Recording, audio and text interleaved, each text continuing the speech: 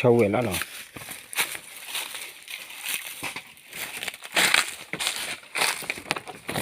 ไก่มาคุยไก่มาคุยชอบมีหวยกันล่อชอบมี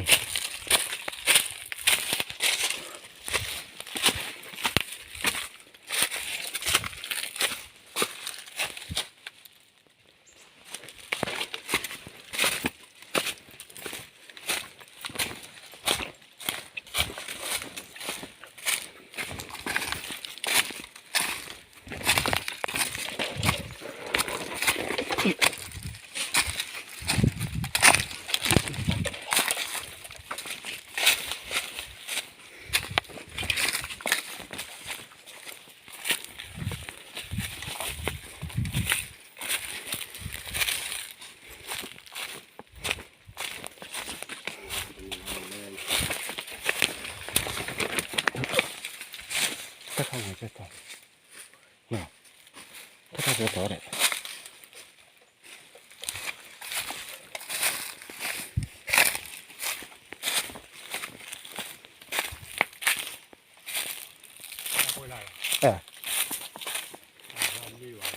ฮะ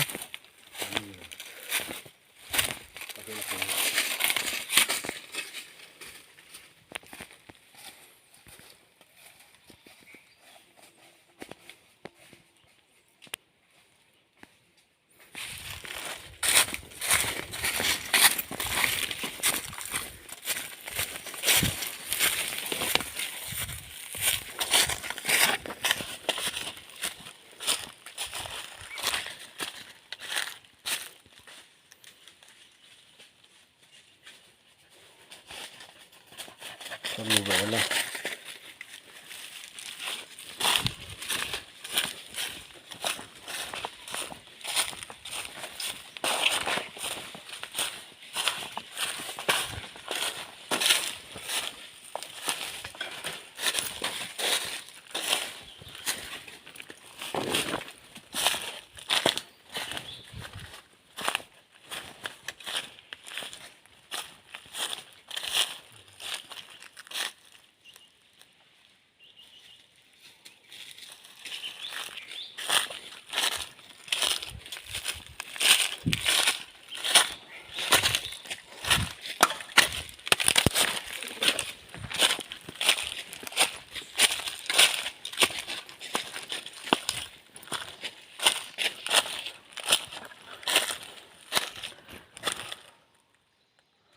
ได้ดีเป็นซ้อนเลย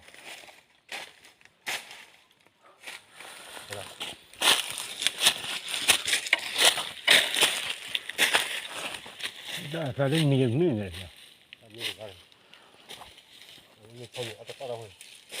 มันจะมีกว่าเท่าแห่ลิลิแห่เด้อชอบมีเดียชอบมีเวลาเราดูเดียเอาขอไปเลยกันเอาขอเลยกันจะชิ้นหน่อยแล้วจะชิ้นหน่อยเอาขอแล้วบะโอ้ยได้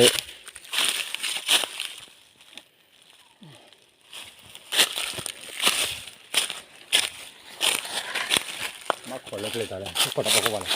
จะชิ้นหน่อยแล้วเนี่ยจะตีแล้วอีกเดียฮะให้ตาบุคคลเ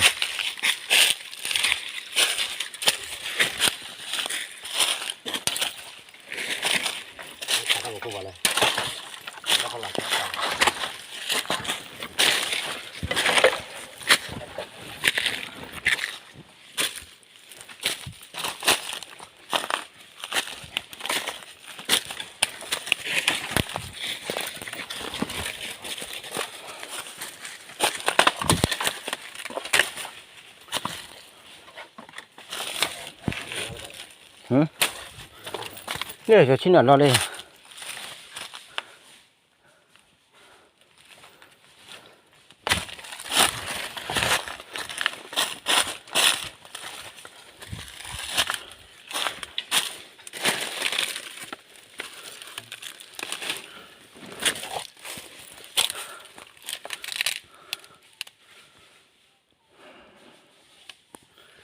ว่าอาซาดิมี